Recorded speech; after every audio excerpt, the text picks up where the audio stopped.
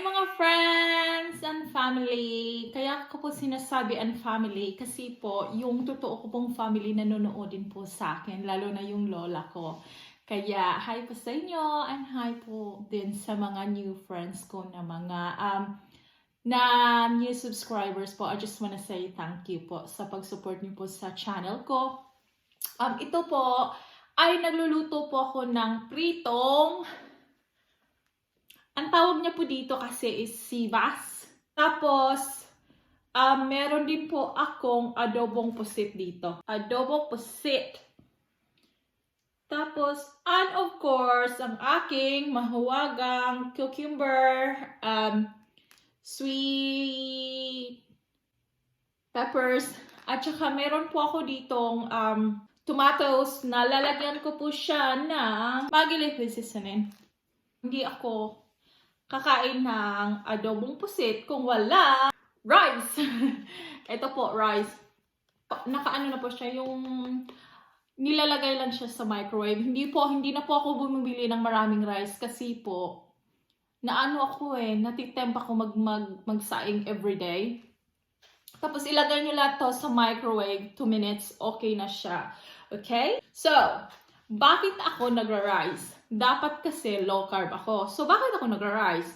My answer is, kasi po, pag Sunday, nag-cheat po talaga ako. Or weekend. Pag weekend po kasi, nag-cheat po ako. Kasi, syempre may family po ako. At saka, pag weekend, ano namin yun? Anong tawag yun? Rest day namin. So, it means na kakain kami ng kahit ano, pupunta kami sa restaurants,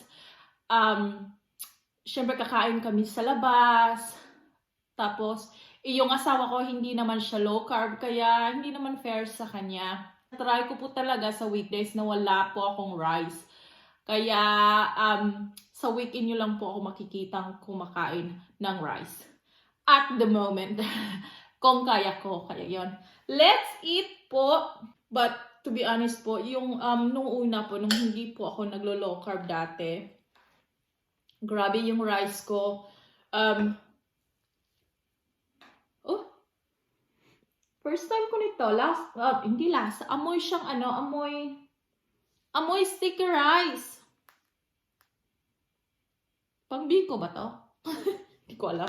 Hindi nag-join. Nang hindi pa po ako naglo-low carb. Nang hindi ko pina-follow yung low carb diet. Grabe ako guys, kumakain ako ng rice as in parang walang tomorrow. Wala akong exercise, wala akong ginagawa, kaya tumataba talaga ako. Tapos yung mga chocolates, mga cakes, kasi nga very accessible dito. Kain lang ako ng kain. Nung nag-low carb na ako, doon ako natutong calm down muna ako sa rice. So rice ko, oh my goodness. So, hindi talaga ako nagbe-breakfast dito, lalo na pag pupunta ako ng work kasi nagsa-start ako ng work 8 or 9. Kaya wala akong time kasi may ginagawa pa ako, ginalalakad ko pag yung aso ko, yung ito, ganyan. Kaya hindi ako nagbe-breakfast, kaya ang ginagawa ko, lunch at saka dinner. Dati, nung hindi pa ako nag-low carb in the week. Tapos, pero, nagbabaon ako ng ulam with rice, pero yung rice sometimes 3 cups, sometimes 2 cups na rice. Tapos pag uuwi na naman ako sa gabi, kakain na naman ako, same thing, 2 to 3 cups na rice. Tapos walang exercise, wala talaga. Pagkatapos mo kumain, uupo ka na, tapos kakain ka pa ng mga sweets. Kaya, eto, pagbigyan niyo na ako guys, weekend lang naman. Yan, umpisa na tayo. Ang haba ng entry ko. Anyway, shall I put my... Lagay lang kita dito, rice. Kasi, magkakamay ako.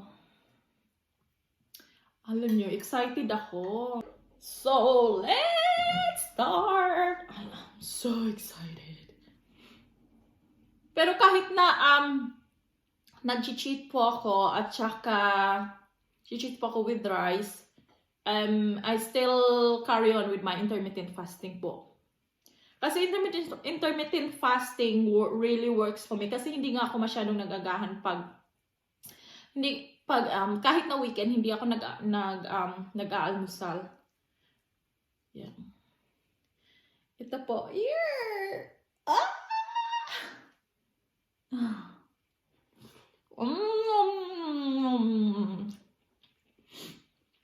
Sinisipon ako.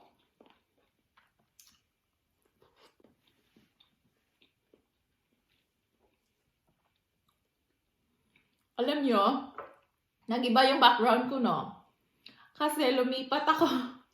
Nasa dining room ako kasi itong si Molly, yung aso ko, kahit na inaantok siya, kasi yung tulugan niya, next sa kitchen namin, kahit na inaantok siya, hindi niya natutulog kapag naaamoy niya yung pagkain. At saka, pag kumakain ako sa kitchen, hindi siya natutulog kasi gusto niya, kumakain din siya.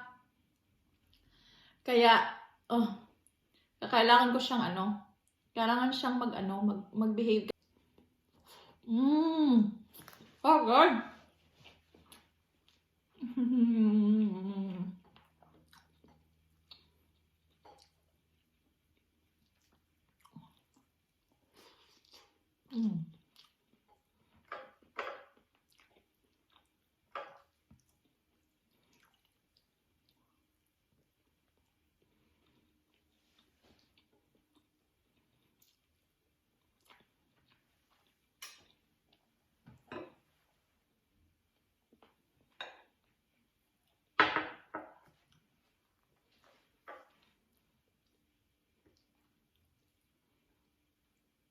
Ang sarap niya.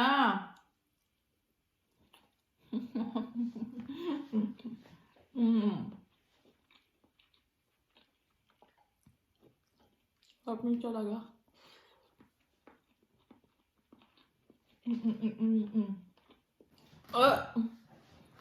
Nakaganito po ako kasi. Ang lamig po dito. Malamig na po kasi. Nakakita ba ako?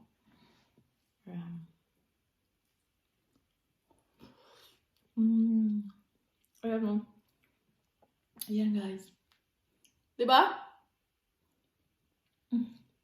Ma-proud yung ma-proud yung nanay ko sa akin kasi marunong na ako magluto.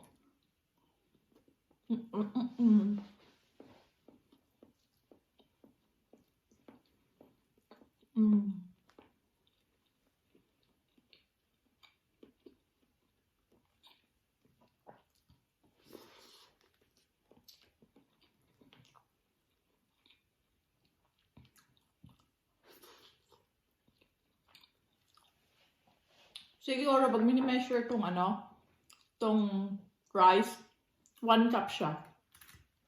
Ayan o. There you go. Natakam ba yun? Oh. Yun guys.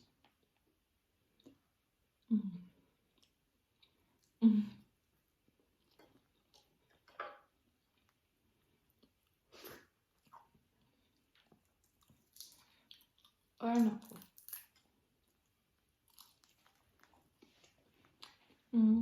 Sarap na.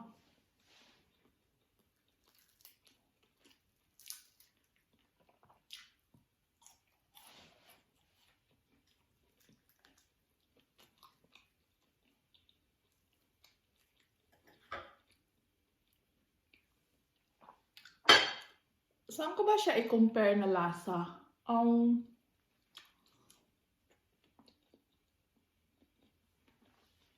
Siguro malapit siya sa tilapia. Asa.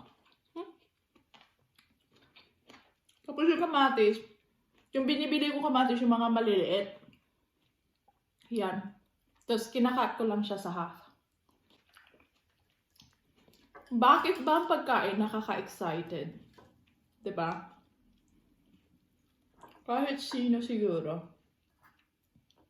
Kapag masarap yung kinakain mo, na-excite ka talaga. Yan guys, so. Yan.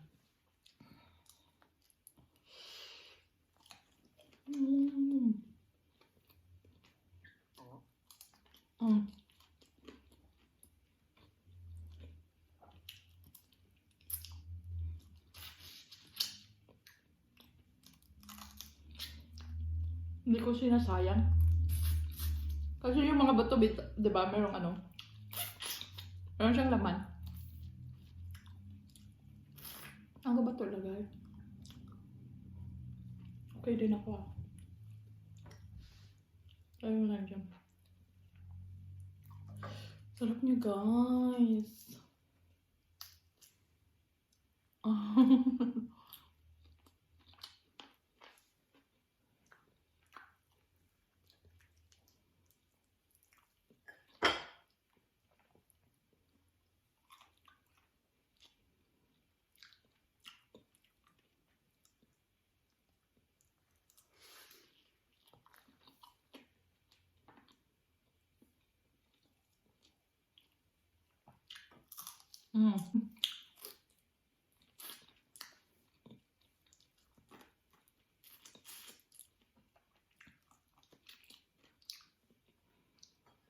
Yan.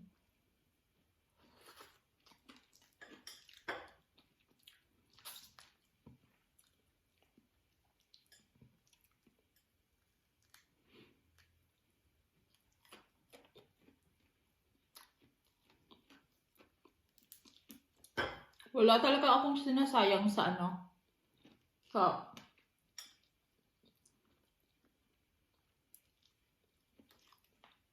pritong isda. May nagsip sa buto. Halos nakakain lahat. Saka, yung ginagawa ko kasi, pag hindi ko siya nauubos, yung iniulam ko the next day. Kapag wala akong ano, ano nangyayari sa buhok ko? Yung buhok ko. Oh my goodness.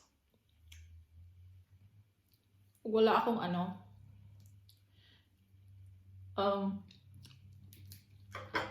ibang ulam the next day.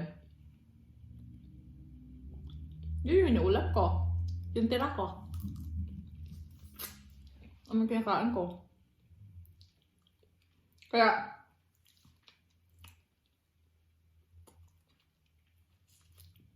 huwag kayong maano guys na, oh hindi niya iniubos. Kasi, nakain ko siya the next day. Kaya, don't worry.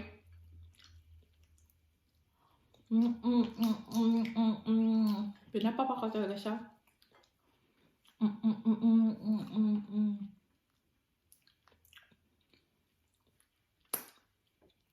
Ito na naman ako sa aking cucumber.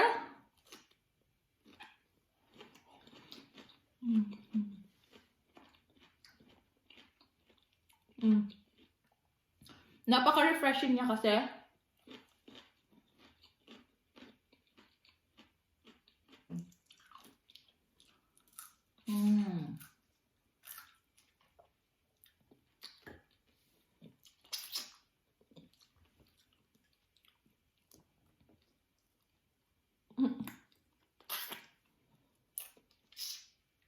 Okay.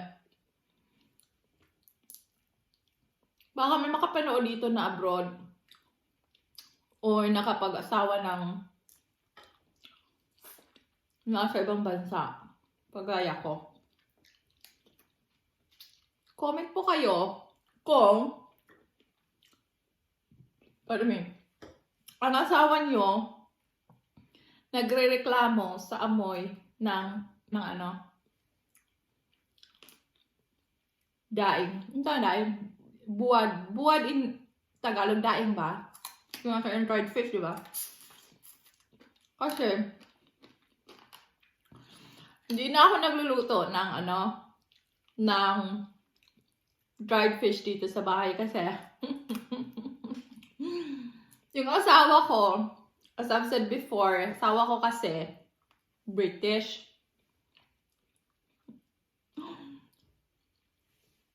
Nagrereklamo siya sa amoy. Kasi totoo naman guys, hindi kasi gaya sa atin na, alam mo pag naluluto, ewan ko ba bakit ganon? Kasi pag naluluto tayo sa atin sa Pinas, bakit hindi natin napapansin yung amoy sa bahay, no? Pero pag dito,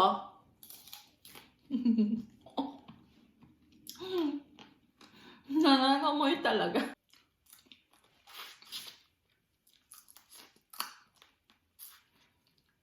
At saka, ang tagal mawala ng amoy. Siguro mga a week. Kaya natatawa ako sa natatawa ako sa asawa ko. Kasi, sinasabi niya, ba't ka ba magluluto nito? Alam mo naman, aamoy yung bahay natin. Pero, hinahayaan niya pa rin ako magluto. Kasi naman, syempre, nagko-compromise din siya. Kasi at the end of the day, pagkain ko yan, diba? Nung may aso na kami, ibang story. Kasi, si Molly, nung nagluto ako,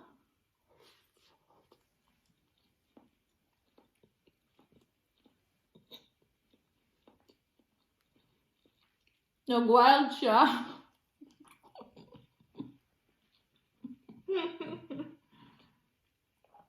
Siguro yung amoy. Every corner ng bahay namin, inaamoy niya. Tapos, si Molly, yung breed niya, hindi talaga sila, hindi sila tumatahol masyado. Tapos, tahol siya, nagtahol.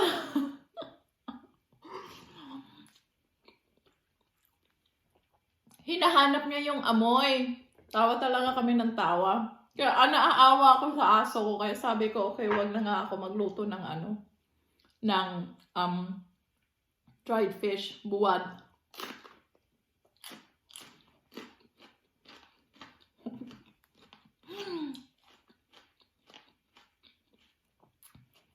Kawawa naman sila. Tinutuslob.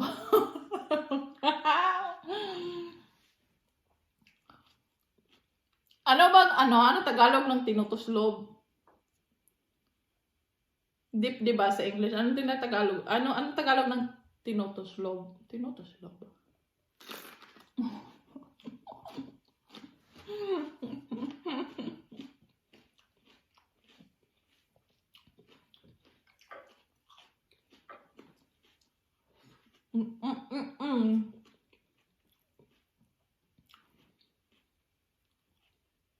Kaya sana maano niyo to. Sana malasahan niyo.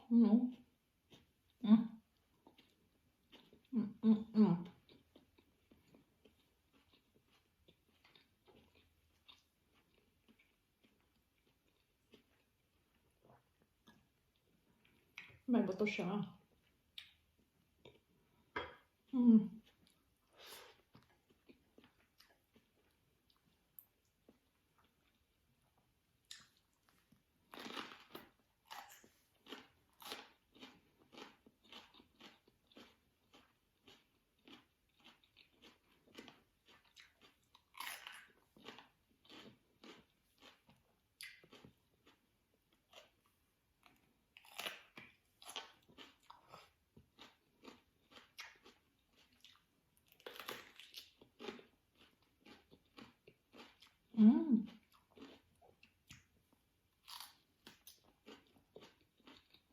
May ganito ba sa atin?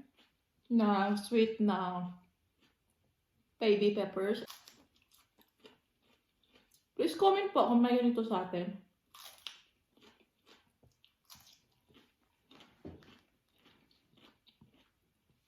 Ang tamis niya talaga. Sobrang tamis niya.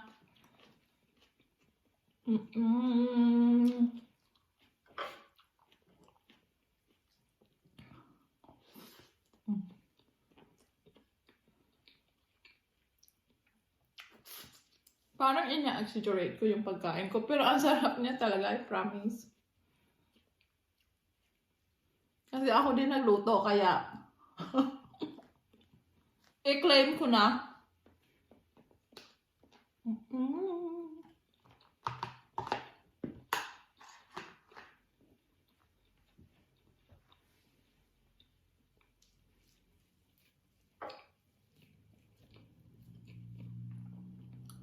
Mm.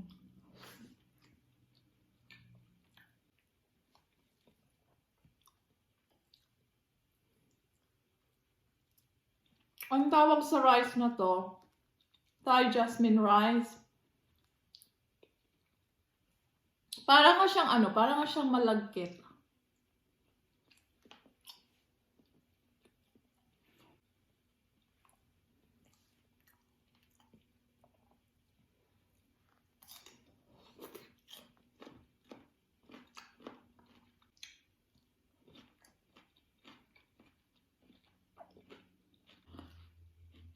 Kainin nyo ang cucumber ng ganito. Huwag nyo lagyan ng ano. Huwag nyo lagyan ng, di ba sa atin nilalagyan natin ng vinegar? Yung suka. Huwag nyo lagyan ng suka. Kainin nyo ang cucumber ng ganito. No. Ini-slice lang siya.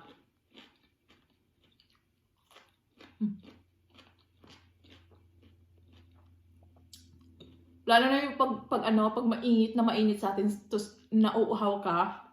Lagay mo to sa fridge overnight. The next day, yan kainin mo.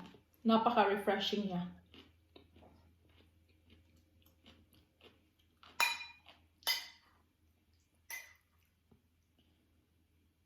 Yan.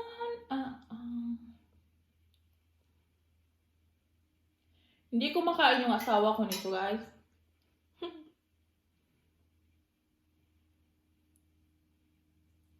Pero, kumakain siya ng caldereta.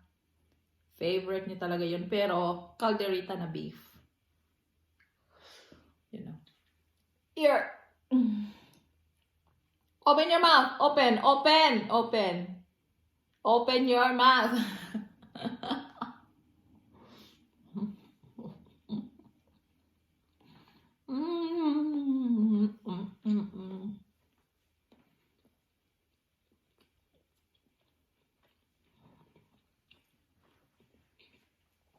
Yung pa ako sa ano. Yung pa ako. Yun yung ano, nag-clap.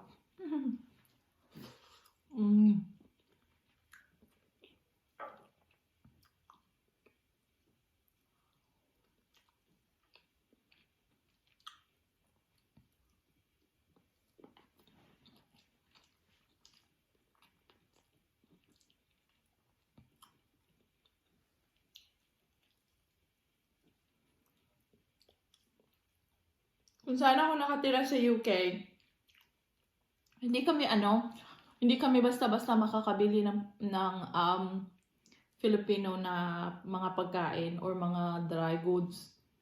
Nag-o-order pa kami online.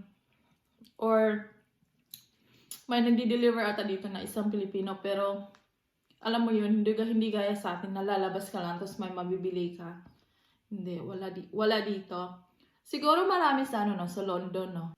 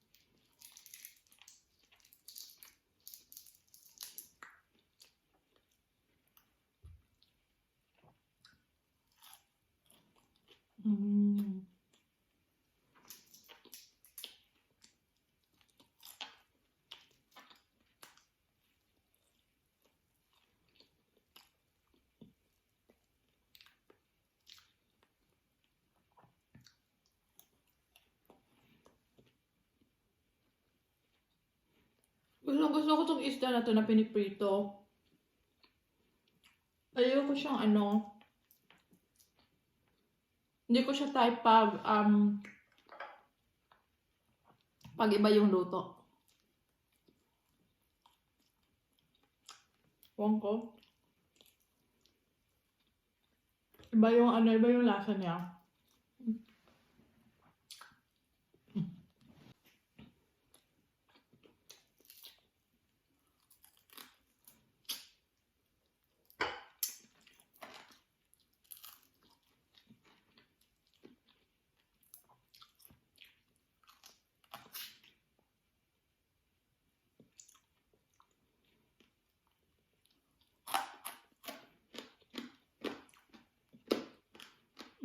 Naririnig niyo yan?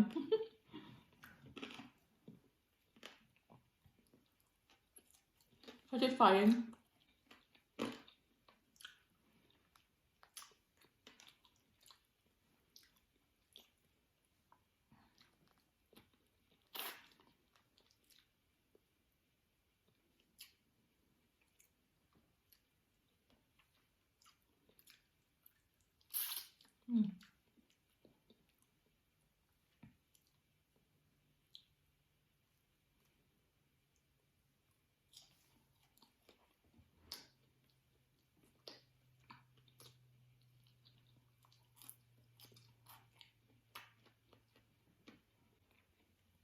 Ang gaso. Yung meat ng fish. Unod sa isda. Ayan.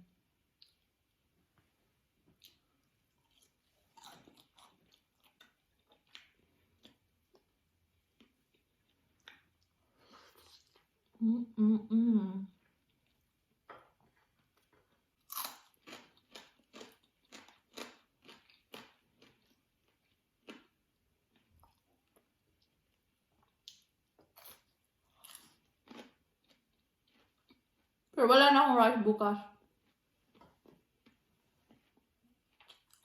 Okay, bukas is Lunes.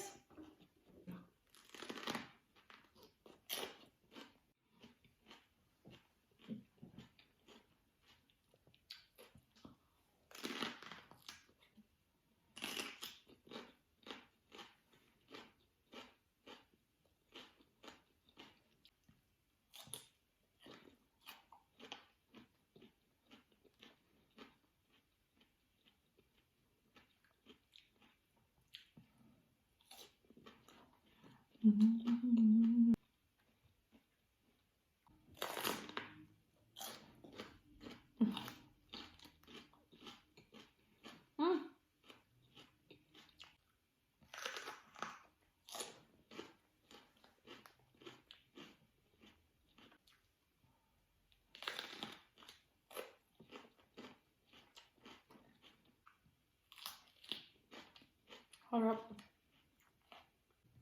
Guys, busog na ako. Thank you for watching talaga sa mukbang ko. Thank you po talaga. Thank you po sa mga nice comments nyo. Really highly appreciated. Thank you guys, and I will see you again sa next mukbang ko or sa next video ko. Thank you. Bye!